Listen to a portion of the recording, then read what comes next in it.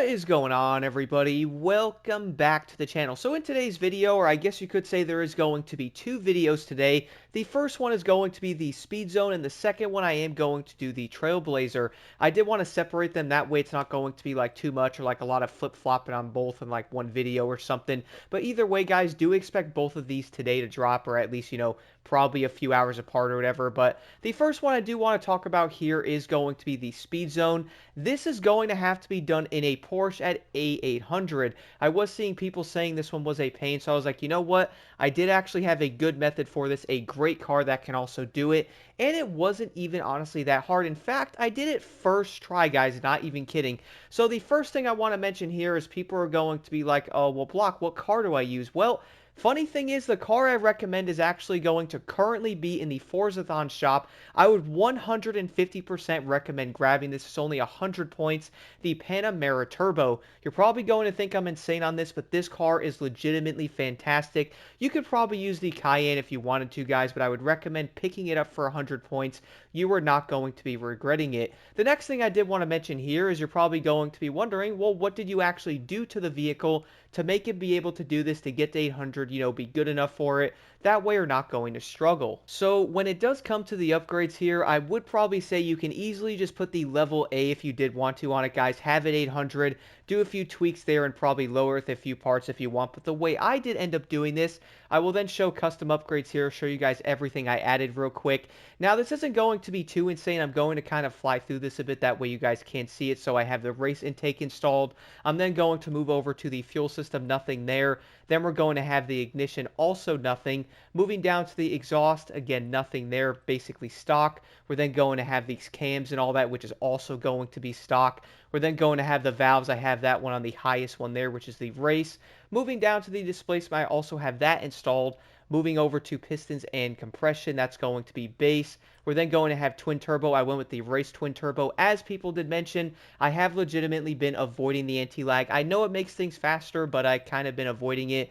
I don't know how I feel about the sound of it that much. It's not terrible, but I kind of like having the race twin turbo on there anyway. But moving down to the intercooler, I have the sport one on there, not the maxed out because it makes it S1.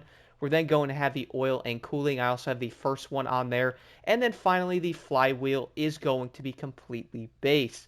Besides that, though, the other things I do have added to this, though, is heading over to the tire and rims. I am going to have the off-road tires on it, or the rally tire compound, which is probably not shocking because you're literally off-roading. Also, funny part, this Porsche looks exactly like the one I had in Need for Speed Payback. Ain't that kind of weird?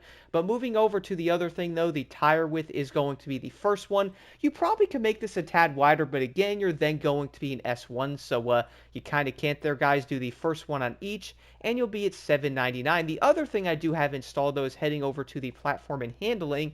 I am going to have the suspension on rally, which again probably isn't surprising. You might not necessarily have to have this on there, but I kind of do that because it off-roads and seems to help the vehicle just a bit. Now, that is pretty much going to do it for the upgrades I have on the Panamera Turbo. It's going to make it $799, basically perfect for this skill itself. Again, I would say the looks of my car might be a tad subjective there. I mean, I basically lifted this thing up, but when I did see this car in the shop for 100 points, I'm like, let me try it. I was trying some other Porsches, wasn't having any luck. I saw this thing for 100 points. I'm like, what could go wrong? Turns out it's honestly pretty dang good. Now, again, though, I don't have anything done to this car, guys, whatsoever for the overall tuning. Just to show that you can get this completed without changing anything. Do not worry, because I am going to be experimenting with this very soon. But I was like, you know what? Let me jump into this event and see if I can do it with nothing done to the vehicle. Turns out, guys, again, first try, I legitimately did it. It was honestly pretty insane. Now, when going over to the event here on the map, you guys are probably going to notice it over here very close by to the lovely Horizon Apex outpost here. So it's not going to be too far. If you're going to be like me, you can't spawn to it, so you have to drive to it, if you know what I'm saying. But either way, at least it's kind of close by. So this is going to be basically right near a turn. You guys will see the line they're zooming in. I can't zoom in anymore there, but you can see that it's basically going to go around that turn and then end on the small straightaway there. It is going to require you to get 74 miles an hour, basically 1 mile per hour less than what a 3-star would be in order to get this done. Funny part is, I think I did end up getting like 78 miles an hour because the Porsche was incredibly great. I am going to head over to this location though, and I will end up showing footage of this in the background.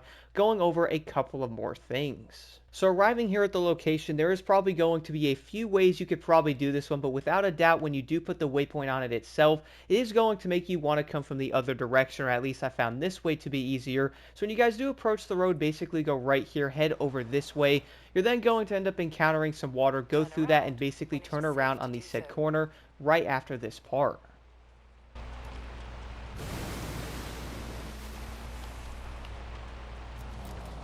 Okay, so now when you are going to be facing this way, I would say people are going to be like, bro, you got to go through the water. Do not worry about that, guys, because it's not going to slow you down all that much, especially having the lifted suspension. You can also go back a tad farther and turn around there. Luckily, there's not going to be a crazy delay on this, or, oh, you can't go that far back to start this up. At least it doesn't do that. I'm also going to show you my other run where I did end up getting this completed. That way you can see it. But I figured let me do a live run right now and show you guys this, then I will show the footage. So this is going to be fairly simple. Now, if you are wondering, I am running my ABS and TC as well, so nothing too insane there. Nothing done to the vehicle, and I am running a manual transmission, so nothing too insanely special. Pretty much fly into here, I would say probably around third gear is the best way. Now, on this corner, you'll probably have to go down to second. Try to speed up as quickly as you can, getting the car back up to speed there. That way it can pretty much stay above 70. And you guys will see right there, legitimately doing this live. I just did this again. 78 miles an hour. The Panamera Turbo is so dang good, bro. And the funny part is I wasn't even trying, bro. I pretty much casually jumped in with this car and beat it. This thing is legitimately that good. If you guys have any questions, do let me know in the comments below. The biggest thing is when you are going to be approaching that, I would say you'll probably be around 80 or so miles an hour. The big thing is getting around that one corner, which is going to be the one located not too far over here. Let me show you guys this real quick. I do like going over this type of stuff and showing it because I do know players struggle, and I'm also going to be one of those people trying to find the best ways, or maybe you're newer. You could still get this stuff done by buying this car, putting the upgrades on it, and simply jumping in. It's that good. This is the corner you are going to want to be careful on. I kind of take it on the inside a bit, normally keeping the car in second gear. That way you can fly around it. This thing is going to handle very well, basically heading into third, and you're going to be well over the speed limit for that. So once you approach it, you're probably going to be down to like 73, 72, and then boom, right above 74, which is going to be the required speed for it. But anyway, here's the other clip I also ran. That way you guys can see this again. If you have any questions, do let me know in the comments below.